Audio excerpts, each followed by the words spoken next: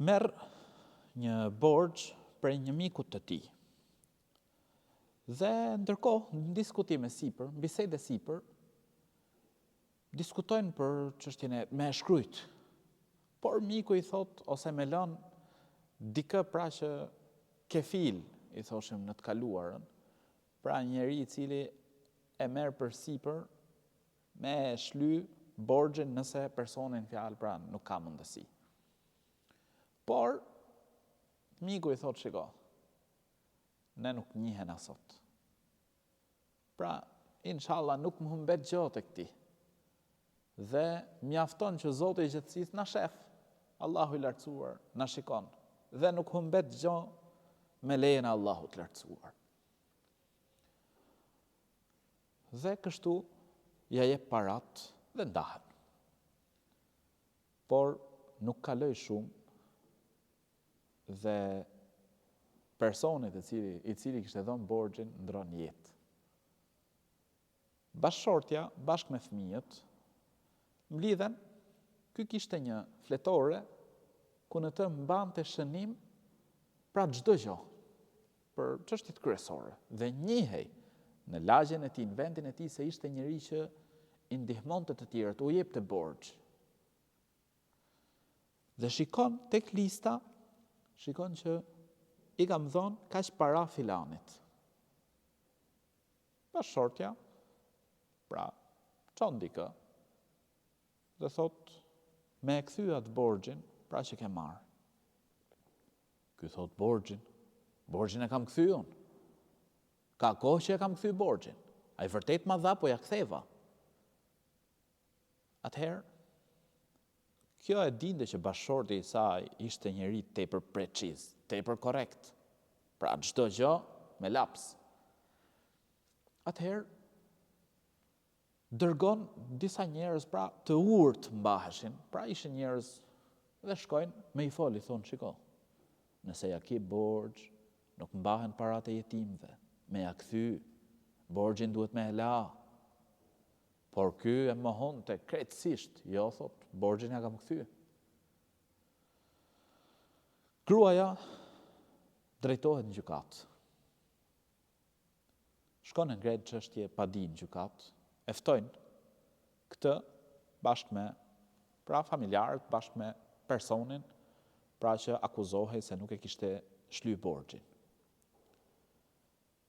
Gjykatësi e ndjeja thot në brendësinë time se ky njeri gënjen, por nuk kisha fakte. Ai 1-2 thoshte, shiko, unë vërtet ja mora borxhin, por ja kam kthy, e kam la me to, i kam la hesapet. Dhe subhanallah, thot nuk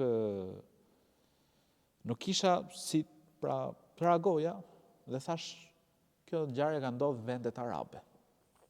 Thot i thash mirë, atëherë a je i gatshëm që të betohesh? Tha po. Betohesh në Kur'an? Tha po. Rregull, betohu.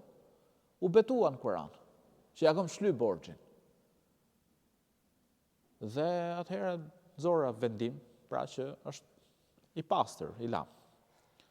Thot, kur dolën prej gjykatës, pra dolën prej sallës, thot, vetëm kur gjoj zhurma njerëzish, thot, dalë shikoj, kishte rënë i vdekur në vend.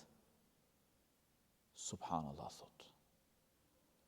E rëndësishme, kaloj si situatë, kur mbas një farë kohe,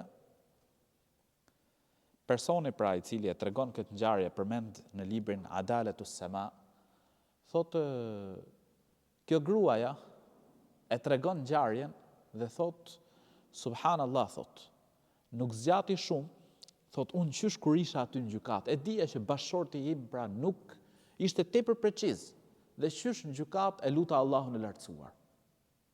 Dhe nuk zgjati, thotë, sa doli jashtë, pra ra më një herë në tokë. U betu rrenjshëm Allahun e lartësuar. Deshit merrte pasurinë e tjetrit pa drejtësisht. Thotë dhe nuk ka zgjat pak ditë vetëm se më ka ardhur bashkëshortja e atij personit, bashkë me një fëmijë të vogël, thotë për dore, erdhi trokiti derën dhe tha shiko. Bashkëshortin tim tha e kam këshilluar disa herë që ktheja parat atyre, është pasuria e tyre. Thotë por ai nuk më dëgjoi. Kështu që ja ku i ke parat, dhe thot u largua, subhanallah. Vllai nderuar, motër e nderuar. Nëse ke borxh dikujt, mundohu që ose përpiqu që ta lash atë borxh. Sepse subhanallah kuptohet për një hadithi se një person është penguar, pra është ndaluar nga hyrja në xhenet për shkak borxhit. Pra me prit, derisa ta sqarosh me atë që i ke borxhin. Prandaj çështja e borxhit është tepër e rëndësishme. Edhe shahidit, dëshmorit që vritet në luftë pranë rrugt të Allahut, i falet çdo mëkat përveç borxhi. Lutim Allahun e lartësuar që të na bëjë për atyre që i çojmë vend pra pasurinë e tjetrit mos me hëng, me ja çu atij që i takon. Amin.